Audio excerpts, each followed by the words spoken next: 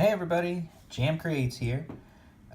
Today we're looking at issue number 2 of Zero Jumper. My last video was a review of issue number 1 of Zero Jumper, and now we're into issue 2 as promised. It's a sci-fi comic from Alterna Comics. One thing I like they're doing with this one is different corner box art, so always enjoy that. Nice cover on this book. Definitely a really cool cover. I love the design of this character right here. You can tell this is the bad guy. And it just looks really cool. So let's get into it. Again, this is a science fiction book about a character named Juno who can jump through time and space using 0-point energy, but she's limited with how far she can jump. So she can travel through space and travel through time, but she can only travel through time a very limited amount. Now, in this issue, I in my last review of issue number 1, I left the ending vague because I didn't want to give it away. I figured if you read the issue, you'll want that reveal for yourself. So the reveal I was talking about is that Earth is no more. Like she said, "My name is Juno. I'm the first human to visit alien worlds. I am also the last human. Earth is gone, but I'm working on that." She's trying to collect more and more 0-point energy in the form of these crystals, and she will get the power, and then she can use that power. The plan, at least, is to use that power to jump backwards in time far enough to save the Earth from being destroyed, so it won't be destroyed. Now, we don't know exactly how Earth was destroyed just yet. I have an idea.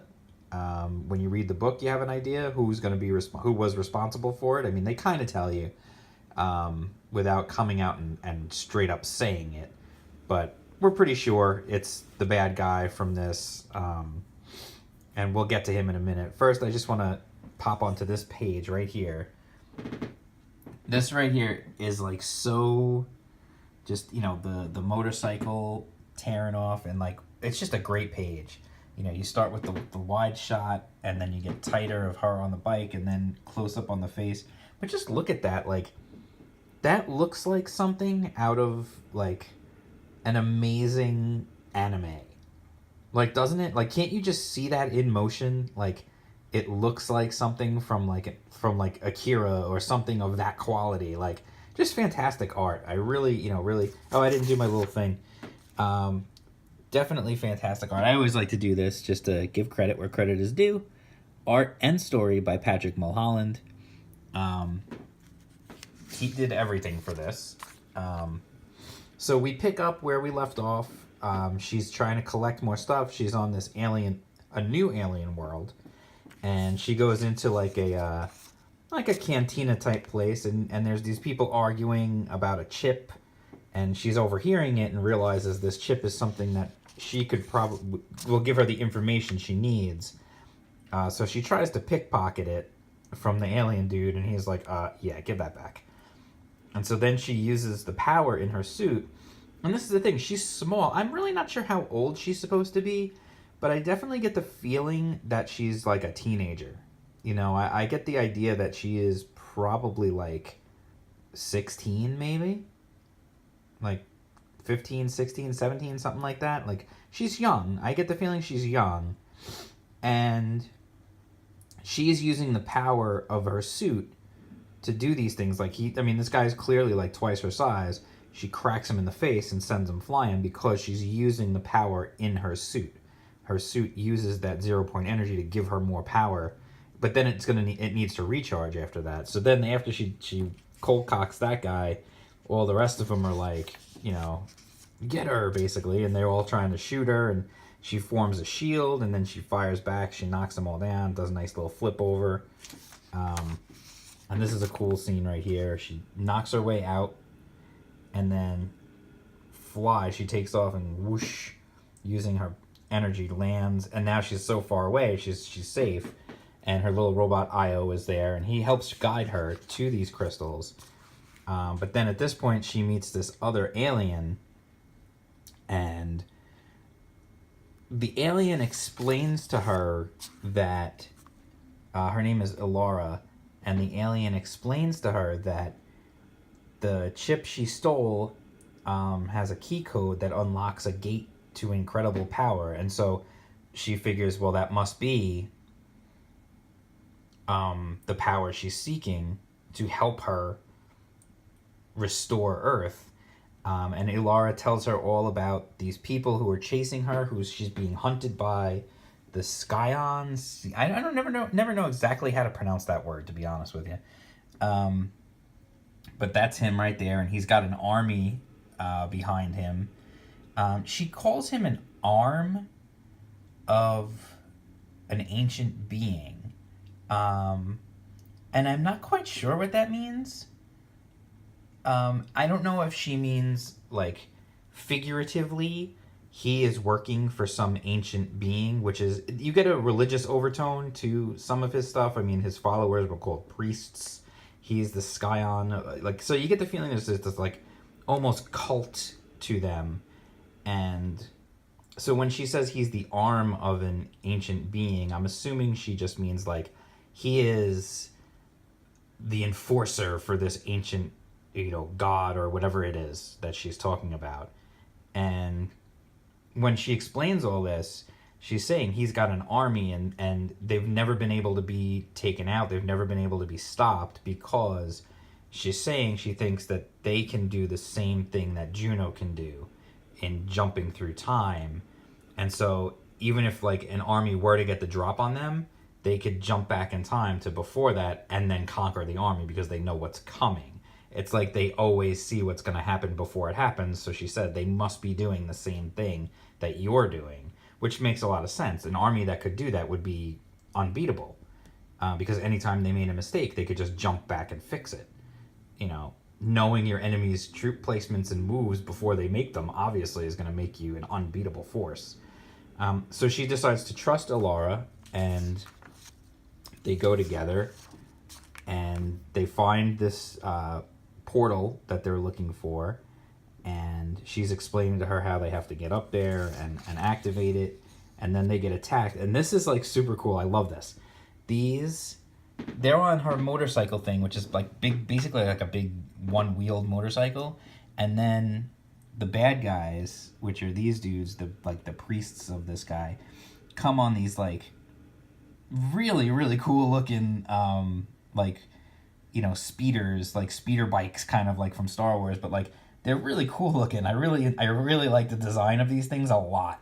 And you get this cool chase scene, and they eventually break through, and they get through, and they activate the portal, and they're also being chased by a Star Destroyer at some point. Which was funny. I was actually a little disappointed by that, to be honest, just because it is so much like a Star Destroyer. But I did like the missiles. I love anime missiles.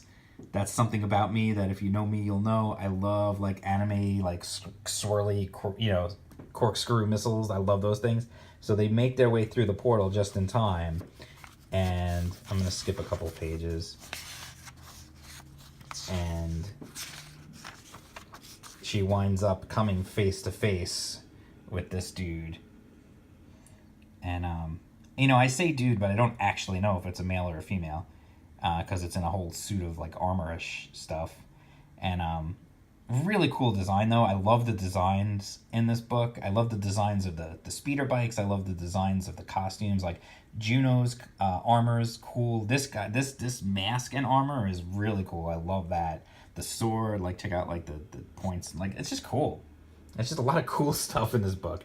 So then they have a fight, and again, there's a little twist at the end, and I'm going to leave that for you. I have issues 3 and 4 on order from the Alterna Etsy store, so when they come in, I will do reviews of issues 3 and 4. Feel free to discuss the endings in the comments.